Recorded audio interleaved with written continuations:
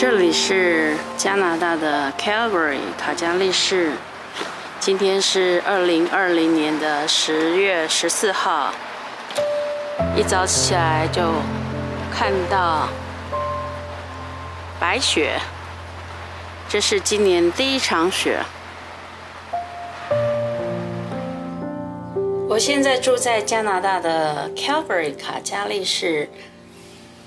现在我要去信箱拿信。今天是2020年的10月14号，卡加利下了第一场雪。我家的信箱在家里附近，所以呢，走路不到5分钟就到了。但是因为下雪，所以呢，还是有点辛苦。昨天晚上下了第一场雪。卡加利市通常10月份就会开始下雪，它下雪的时间很长，通常到4月底，有时候5月初，母亲节还在下雪。短短的一个晚上，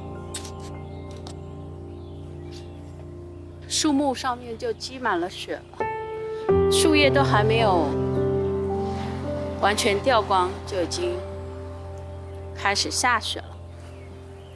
我住在加拿大的 Calgary， 我已经住在这里10几年了，还是不是很习惯下雪的日子，因为要铲雪。今天是第一场雪，所以道路还没有完全积雪。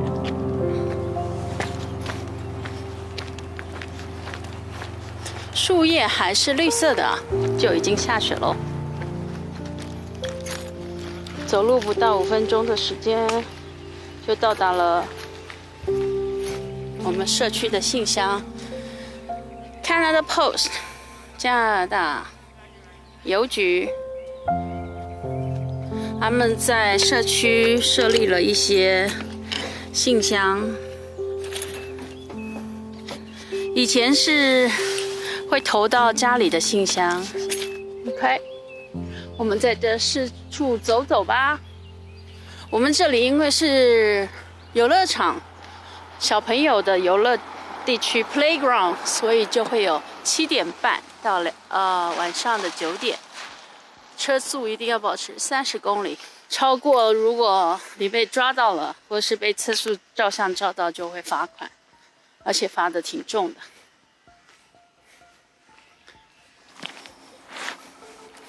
西人很喜欢种花种草的，这应该是他的菜谱。我社区里的游乐场，小朋友会来这边溜滑梯。现在前面在修路，所以他这边就是有个 detour， 就叫你转道。这里就是游乐场。这个游乐场是不准有狗的。这里的人很喜欢养狗，所以呢，它有一些规范，有些地方可以带狗出来散步，但是要拴狗链，有些地方不用，所以看地方。这就是儿童游乐场。今天下雪了，都没有妈妈带小孩出来玩。夏天的时候，通常就会有很多家长带孩子出来玩游乐场。这游乐场下面是铺了一个小石子，小朋友比较不会摔倒。加拿大社区的公园也非常的多。我住在加拿大的感想是，地广人稀，也没有所谓的好山好水好无聊。其实有很多户外活动可以做，即便是冬天，加拿大人还是喜欢溜冰、滑雪、滑雪板。好了，我们现在就回去吧。这就是第一场雪走出来的脚印痕迹。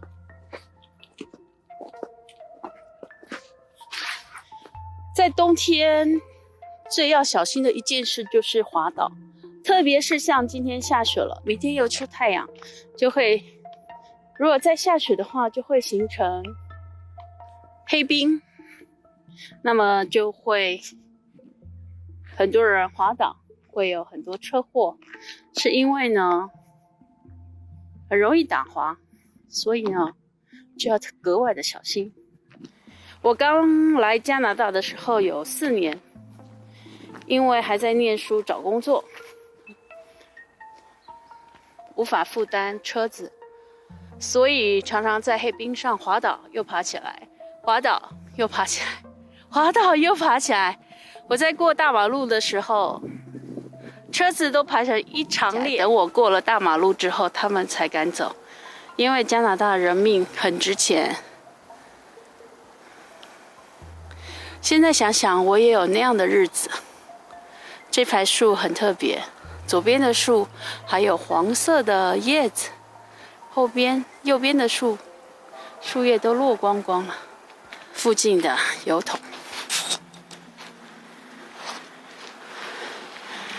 如果它有大件的包裹，它就会在你的信箱里面放钥匙，你就可以到这个大信箱来取。打开，你拿到之后，再把钥匙丢回去就行了。如果有一些记错的，你就可以写 return to the sender 或者是 moved， 就是说请寄回去原来寄的人的地方，或者是他已经搬走了，你把它投回去，他就会帮你寄回去。你看，有些树叶还是绿色的，就下雪了，太不可思议了。如果你是住这种平房的话，就会有这种回收的蓝色桶子，他们每个社区会排时间来收。如果你有什么问题，就可以打311，或是上网查询。绿色的是厨余的桶子。现在因为是疫情呢，所以上班都要量体温、戴口罩。这里是加油站，加油站旁边就是一个停车场，然后这里停车，那有一个公车站牌，这里是公车。我们家这一条路呢是很多车子，这是卡加利的公车站牌。里面这个亭呢，就是冬天很冷的话，就可以躲到这个亭来，不然很冷。我前面4年了，我来 Calgary 的前面4年都是坐公车，所以在加拿大呢，大部分的城市，尤其我住的这个城市 Calgary， 还是开车比较方便，不然一天只能做一件事情。好了，因为实在是太冷了，我要回家了。OK， 我个人的感觉是在加拿大，残障者跟低收入户可以享受很多福利，中产阶级呢，应该就是最辛苦的一个阶级。OK， 这就是昨天晚上开始到现在下的雪，再厚一点我们就要扫雪了。如果不扫的话，被别人检举或邮差检举，就会被罚钱。好，我家的树木还是黄色的，树叶还是黄的，就下雪了，真是太不可思议了。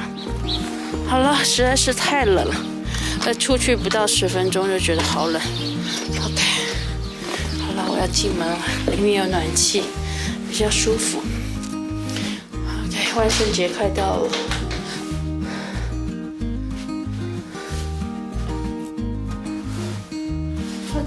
下了第一场雪，有感而发，也想让大家认识一下我居住的城市卡加利 Calgary。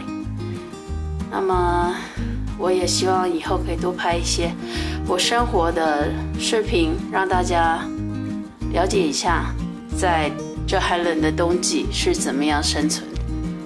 我以后会多上传一些在加拿大生活的点点滴滴跟大家分享。如果你感兴趣的话，可以在下方留言，希望我介绍一些什么样的视频。如果你也是在加拿大生活的话，我们也可以共同分享我们一些生活的经验，也希望你给我一些意见。谢谢您今天的收看，我们下次再见喽，拜拜。